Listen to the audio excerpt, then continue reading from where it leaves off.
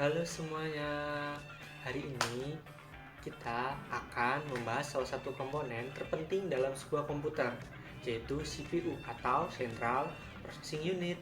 Mungkin kalian semua sudah pernah mendengar istilah ini, tetapi apa sih sebenarnya CPU itu? Mengapa kita menyebutnya sebagai otak dari komputer? Sebelum kita melanjutkan, mari kita awali dengan doa agar pembelajaran hari ini dapat berjalan dengan lancar dan bermanfaat. Berdoa mulai.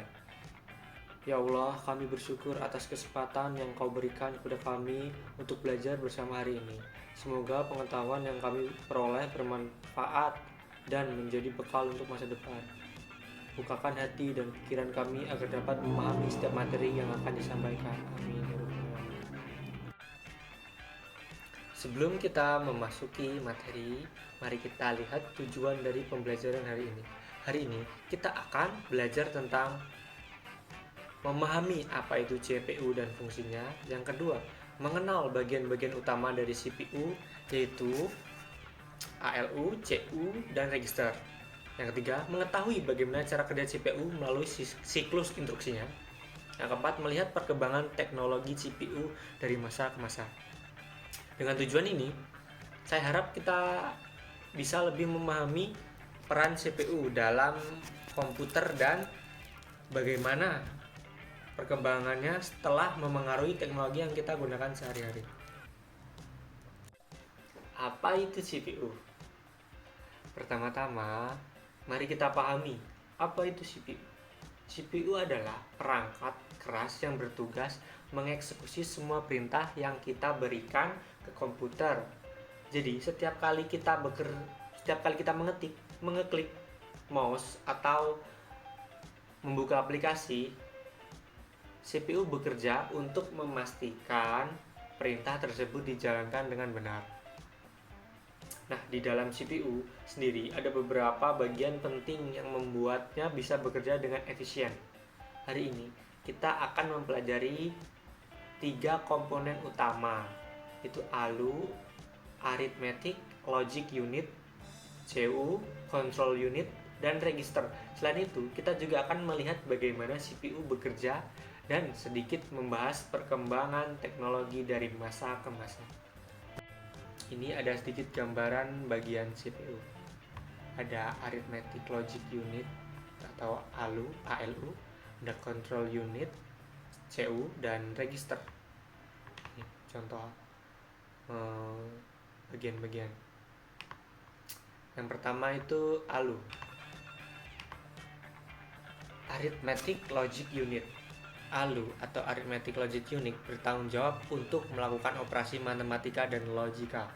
Misalnya, saat kita menghitung angka di kalkulator atau melakukan perbandingan nilai, ALU lah yang mengerjakan perhitungan tersebut. Jadi, bisa dibayangkan kalau ALU ini adalah bagian dari CPU yang berpikir secara matematis. Jadi bisa ALU bertugas melakukan operasi aritmatika seperti penjumlahan dan pengurangan, serta operasi logika seperti gerbang AND dan gerbang OR. Contoh saat kita menghitung angka di kalkulator, ALU yang memproses operasinya. Selanjutnya ada CU, Control Unit. CU mengontrol alur data dan instruksi dalam komputer, mengarahkan kapan dan bagaimana komputer lain berfungsi. Analoginya itu CU seperti sutradara yang mengatur seluruh proses. Jadi CU adalah bagian yang mengatur dan mengendalikan semua aktivitas di dalam komputer. CU memastikan setiap komponen di dalam komputer bekerja sesuai dengan instruksi yang diberikan. Misalnya, CU akan mengatur kapan data perlu diambil, perlu diproses atau disimpan. Dengan kata lain, CU ini seperti sutradara dalam sebuah film yang mengarahkan seluruh pemain untuk melakukan perannya masing-masing. Dan ada register, bagian terakhir adalah register. Register adalah memori kecil di dalam CPU yang berfungsi untuk menyimpan data. Sementara ketika CPU sedang memproses data, register akan menyimpan informasi tersebut untuk sementara waktu agar aksesnya lebih cepat. Kalau diibaratkan, register ini seperti catatan kecil di tangan Anda saat sedang mengerjakan tugas. Anda tidak perlu bolak-balik ke buku besar, cukup lihat catatan kecil Anda untuk menyelesaikan tugas dengan cepat. Cara kerja CPU, siklus instruksi, ada fetch, decode, execute. Fetch mengambil instruksi. Pada tahap ini, CPU mengambil instruksi dari memori utama yaitu RAM. Instruksi-instruksi ini disimpan di dalam memori komputer sebagai deretan kode biner 0 dan 1 yang mewakili perintah-perintah tertentu. CPU menggunakan program counter atau PC, yaitu sebuah register yang menyimpan alamat memori dari instruksi berikutnya yang akan dijalankan. PC memastikan bahwa CPU mengambil instruksi yang benar dalam urutan yang tepat. Setelah instruksi diambil, program counter akan diperbaharui untuk menunjukkan alamat instruksi berikutnya. Contoh, bayangkan Anda sedang membaca resep makanan. Tahap fetch adalah seperti mengambil instruksi pertama dari resep tersebut agar bisa dipelajari dan dijalankan. Cara kerja yang kedua itu ada decode. Decode atau decode menerjemahkan instruksi. Setelah instruksi diambil, CPU akan menerjemahkan atau mendekode instruksi tersebut agar dapat dipahami dan dijalankan. Instruksi yang diambil akan diproses oleh CPU, control unit, yang akan memecah kode biner menjadi komponen-komponen yang dapat dimengerti, seperti opcode, kode operasi yang menunjukkan apa yang harus dilakukan, dan operand, data atau alamat memori yang diperlukan untuk instruksi. Dengan mendekode instruksi, CPU atau control unit mengetahui perintah apa yang harus dilakukan. Misalnya, apakah instruksi tersebut meminta CPU untuk melakukan penjumlahan, pengurangan, penyimpanan data, atau operasi lainnya. Contoh, tahap decode ini seperti membaca dan memahami instruksi di resep. Misalnya ketika Anda melihat ada contoh, campurkan tepung dan gula. Anda tahu apa yang harus dilakukan step selanjutnya. Itu. Yang ketiga ada execute, menjalankan instruksi. Tahap terakhir adalah execute, di mana CPU benar-benar menjalankan instruksi yang telah diambil dan diterjemahkan.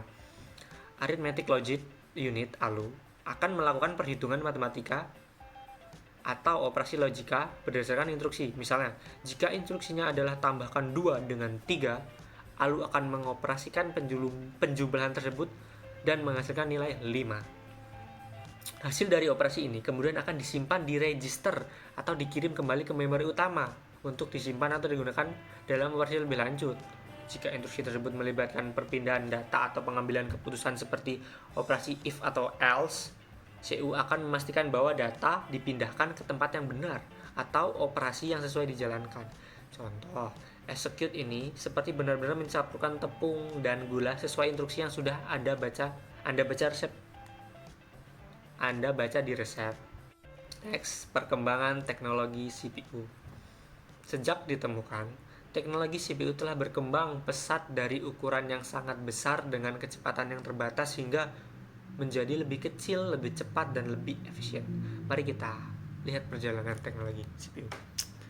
Yang pertama itu ada Intel 4004. Diperkenalkan pada tahun 1971. Adalah mikroprosesor pertama di dunia yang mampu memproses 4 bit data. Meskipun kecepatannya terbatas sekitar 740 kHz, penemuan ini membuka jalan bagi pengembangan mikroprosesor selanjutnya. Terus ada mikroprosesor generasi pertama itu 1980-an sampai 1990-an. Di tahun 1980-an, Intel 8086 dan Zilog Z80 muncul sebagai mikroprosesor 16 bit yang meningkatkan kecepatan pemrosesan dan kapasitas memori. Ini menjadi dasar bagi sistem operasi PC dan aplikasi yang lebih kompleks. Perkembangan teknologi 32 bit dan 64 bit 1990-an. Pada tahun 1993, Intel Pentium diluncurkan dengan arsitektur 32 bit, membawa peningkatan performa yang signifikan. Di akhir 1990-an, arsitektur 64 bit mulai diperkenalkan dengan prosesor seperti AMD Athlon 64, memungkinkan pemrosesan data yang lebih besar dan efisien. Selanjutnya, multi-core dan teknologi multi-threading. Ini pada tahun 2000-an. Pada tahun 2000-an muncul prosesor dengan teknologi multicore yang memungkinkan satu PC memiliki beberapa inti sehingga dapat menjalankan berbagai tugas secara bersamaan. Contoh yang terkenal itu adalah Intel Core i7 dan AMD Ryzen saat ini. Ya, Intel Core semua lah, i3, i5, i7, i9 dan AMD Ryzen. Inovasi dan efisien energi pada 2010-an hingga sekarang. Saat ini CPU modern dirancang untuk efisiensi energi dan kinerja tinggi. Teknologi hyperthreading dan turbo boost memungkinkan CPU beroperasi lebih cepat dan lebih efisien. Prosesor tersebut dapat memiliki hingga 16 inti dan mampu menangani banyak thread sekaligus, mempercepat proses komputasi dan multitasking. Ini rangkuman materi. Yang pertama ada definisi CPU. CPU adalah Central Processing Unit, adalah otak dari komputer yang bertugas untuk menjalankan semua instruksi dan operasi yang diberikan oleh pengguna. Bagian-bagian utama CPU ada ALU, Arithmetic Logic Unit, bertanggung jawab untuk melakukan operasi matematika dan logika. Yang kedua ada CU, Central Control Unit, mengontrol dan mengarahkan alur data serta instruksi dalam sistem komputer. Yang ketiga ada register, memori kecil di dalam CPU yang menyimpan data sementara untuk mempercepat proses.